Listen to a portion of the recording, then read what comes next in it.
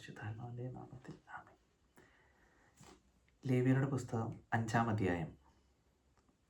സാക്ഷ്യം നൽകാൻ ശബ്ദപൂർവം ആവശ്യപ്പെട്ടിട്ടും താൻ കാണുകയോ മനസ്സിലാക്കുകയോ ചെയ്ത കാര്യം പറയായക മൂലം പാപം ചെയ്യുന്നവൻ അതിൻ്റെ കുറ്റമേൽക്കണം.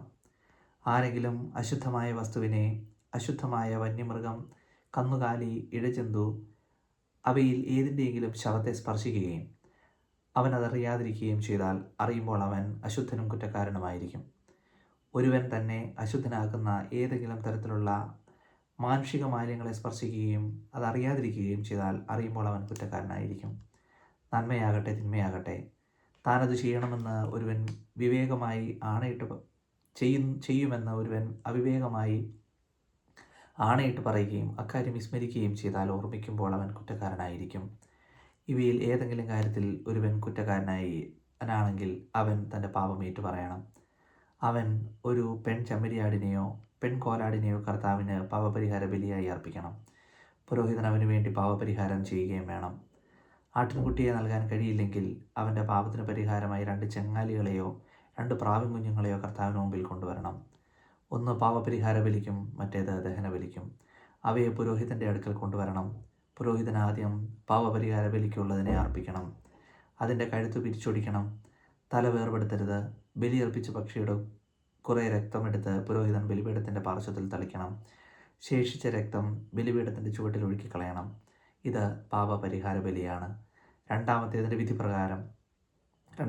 വിധിപ്രകാരം ദഹനബലിയായി സമർപ്പിക്കണം. പുരോഹിതൻ അവന് വേണ്ടി പാപപരിഹാരം ചെയ്യണം. അപ്പോൾ കുറ്റം ക്ഷമിക്കപ്പെടും. 2 ചെങ്ങാലികളെയോ 2 പ്രാവിൻ കുഞ്ഞുങ്ങളെയോ നൽകാൻ കഴിയില്ലെങ്കിൽ താൻ ചെയ്ത പാപങ്ങൾക്ക് പരിഹാരമായി ഒരു ഏഫായുടെ 10-1 നേരിയ മാവ് അവൻ പാപപരിഹാര ബലിയായി നൽകണം.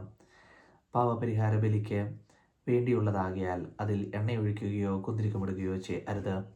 അത് പുരോഹിതൻ്റെ അടുക്കൽ കൊണ്ടുവരണം. പുരോഹിതൻ അതിൽ നിന്ന് സ്മരണാംശമായി 1 കൈ മാവെടുത്ത് കർത്താവിനുള്ള ദഹനബലിയായി ബലിപീഠത്തിൽ വെച്ച് ദഹിപ്പിക്കണം. ഇത് പാപപരിഹാര ബലിയാണ്. മേൽ പറഞ്ഞവയിൽ ഒരുവൻ ചെയ്ത പാപത്തിന് പുരോഹിതൻ അവന് വേണ്ടി പരിഹാരം ചെയ്യണം.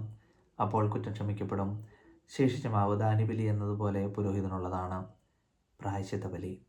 കർത്താവ് മോശയോട് അരുളി ചെയ്തു, കർത്താവിന് നൽകേണ്ട കാണിക്കകളുടെ കാര്യത്തിൽ ആരെങ്കിലും അറിയാതെ തെറ്റ് ചെയ്താൽ വിശുദ്ധ മന്ദിരത്തിലെ നിരക്കനുസരിച്ച് നീ നിശ്ചയിക്കുന്നതത്രേ ഷെക്കൽ വെള്ളി വിലയുള്ള ഊനമറ്റ ഒരു മുട്ടാടിനെ ആട്ടിൻപറ്റത്തിൽ നിന്ന് പ്രായശ്ചിത്ത ബലിയായി അർപ്പിക്കണം.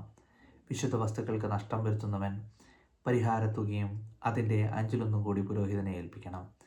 പുരോഹിതൻ പ്രായശ്ചിത്ത ബലിക്കുള്ള മുട്ടാടിനെ അർപ്പിച്ച് അവന് വേണ്ടി പാപപരിഹാരം ചെയ്യട്ടെ. അപ്പോൾ അവൻ്റെ കുറ്റം ക്ഷമിക്കപ്പെടും. കർത്താവ് വിലക്കിയിട്ടുള്ളവയിൽ ഏതെങ്കിലും ഒന്ന് പ്രവർത്തിച്ച് പാപം ചെയ്യുന്നവൻ അറിയാതെയാണ് അത് ചെയ്തതെങ്കിൽ കുറ്റക്കാരനാണ്. അവൻ തൻ്റെ തെറ്റിന് ഉത്തരവാദിയായിരിക്കും.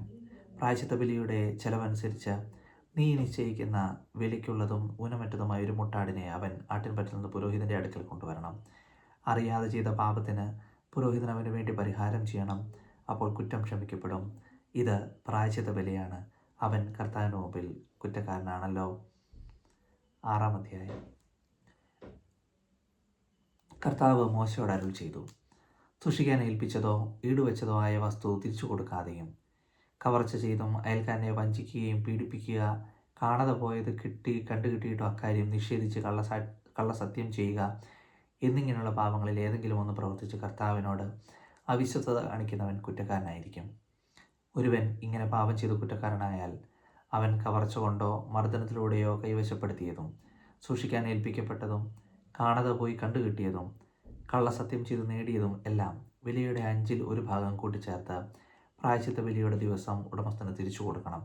കൂടാതെ പ്രായശ്ചിത്ത ബലിക്കുള്ള ചെലവനുസരിച്ച് നീ നിശ്ചയിക്കുന്ന വില വരുന്ന ഊനമറ്റ ഒരു മുട്ടാടിനെ ആട്ടിൻപറ്റത്തിൽ നിന്ന് കർത്താവിന് പ്രായശ്ചിത്ത ബലിയായി പുരോഹിതൻ തൻ്റെ അടുക്കൽ കൊണ്ടുവരണം.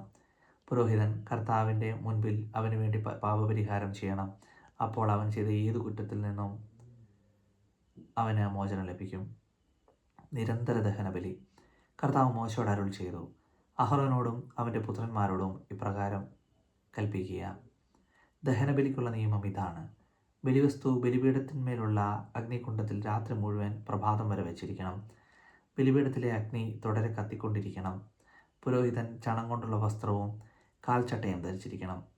കാഴ്ചവസ്തു അഗ്നിയിൽ ദഹിപ്പിച്ചിട്ടുണ്ടായ ചാരം ബലിപീഠത്തിൽ നിന്ന് ശേഖരിച്ച് അതിൻ്റെ ഒരു വശത്ത് ഇടണം. അതിനുശേഷം വസ്ത്രം മാറി വേറെ വസ്ത്രം ധരിച്ച് ചാരം പാളയത്തിന്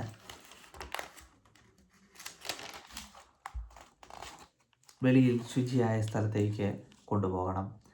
ബലിപീഠത്തിലെ അഗ്നി കത്തിക്കൊണ്ടിരിക്കണം, അത് കെട്ടുപോകരുത്.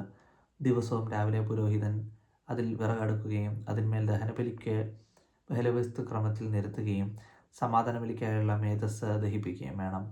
ബലിപീഠത്തിലെ അഗ്നി നിരന്തരം കത്തിക്കൊണ്ടിരിക്കണം, അത് കെട്ടുപോകരുത്. ധാന്യബലിയുടെ നിയമം ഇതാണ്. അത് അഹറോന്റെ പുത്രന്മാർ കർത്താവിൻ്റെ സന്നിധിയിൽ ബലിപീഠത്തിന് മുമ്പിൽ അർപ്പിച്ചിരിക്കണം. പുരോഹിതൻ ധാന്യബലിക്കുള്ള നേരിയ മാവിൽ നിന്ന് ഒരു കൈ മാവും അതിനുള്ള എണ്ണയും കുന്തിരിക്കവും മുഴുവനും എടുത്ത് സ്മരണാംശമായി ബലിപീഠത്തിൽ വെച്ച് കർത്താവിന് പ്രീതികരമായി സൗരഭ്യമായി അർപ്പിക്കണം. ശേഷിക്കുന്നത് അഹറോനും പുത്രന്മാരും ഭക്ഷിക്കണം. വിശുദ്ധ സ്ഥലത്ത് വെച്ച് പുളിപ്പില്ലാത്ത അപ്പം ഉണ്ടാക്കി വേണം അത് ഭക്ഷിക്കുവാൻ. സമാഗമ കൂടാരത്തിൻ്റെ അങ്കണത്തിൽ വെച്ച് അവൻ അത് ഭക്ഷിക്കണം. അത് പുളിപ്പ് ചേർത്ത് ചുടരുത്. എൻ്റെ ദഹനബലികളിൽ നിന്ന് അവരുടെ ഓഹരിയായി ഞാനത് കൊടുത്തിരിക്കുന്നു. പാപപരിഹാര ബലി പോലെയും പ്രായശ്ചിത്ത ബലി പോലെയും അത് ഏറ്റവും വിശുദ്ധവുമാണ്. അഹറോന്റെ പുത്രന്മാർക്കെല്ലാവർക്കും കർത്താവിൻ്റെ ദഹനബലിയിൽ നിന്ന് ഭക്ഷിക്കാം. തലമുറ തോറും എന്നും നിലനിൽക്കേണ്ട നിയമമാണത്. അവയെ സ്പർശിക്കുന്നവരെല്ലാം വിശുദ്ധരായിത്തീരും. കർത്താവ് മോശയോട് അരുളി ചെയ്തു, അഹ്റോനും അവൻ്റെ പുത്രന്മാരും അഭിഷേക ദിവസം കർത്താവിൽ സമർപ്പിക്കേണ്ട ബലി ഇതാണ്. ഒരു ഏഫായുടെ 10 നേരിയ മാവ് അനുദിന ധാന്യബലിയായി പകുതി രാവിലെയും പകുതി വൈകുന്നേരവും അർപ്പിക്കണം. അതെണ്ണ ചേർത്ത് വറചട്ടിയിൽ ചുട്ടെടുക്കണം. അത് നന്നായി കുഴച്ച് ചുട്ട് കഷ്ണങ്ങളാക്കി ധാന്യബലി പോലെ കർത്താവിന് പ്രീതികരമായി സൗരഭ്യമായി അർപ്പിക്കണം. അഹ്റോന്റെ പുത്രന്മാരിൽ അവൻ്റെ പിന്തുടർച്ചാവകാശിയായി അഭിഷിക്തനായ പുരോഹിതൻ എന്നേക്കുമുള്ള നിയമപ്രകാരം അത് കർത്താവിന് സമർപ്പിക്കണം. അത് മുഴുവനും ദഹിപ്പിക്കണം. പുരോഹിതൻ തൻ്റെ ഓരോ ധാന്യബലിയും പൂർണ്ണമായി ദഹിപ്പിക്കണം. അത് ഭക്ഷിക്കാൻ പാടില്ല. പാപപരിഹാര ബലി. കർത്താവ് മോശയോട് അരുളി ചെയ്തു, അഹ്റോനോടും പുത്രന്മാരോടും പറയുക, പാപപരിഹാര ബലിയുടെ നിയമം ഇതാണ്. പാപപരിഹാര ബലിക്കുള്ള മൃഗത്തെ കർത്താവിൻ്റെ സന്നിധിയിൽ ദഹനബലി മൃഗത്തെ കൊല്ലുന്ന സ്ഥലത്ത് വെച്ച് തന്നെ കൊല്ലണം.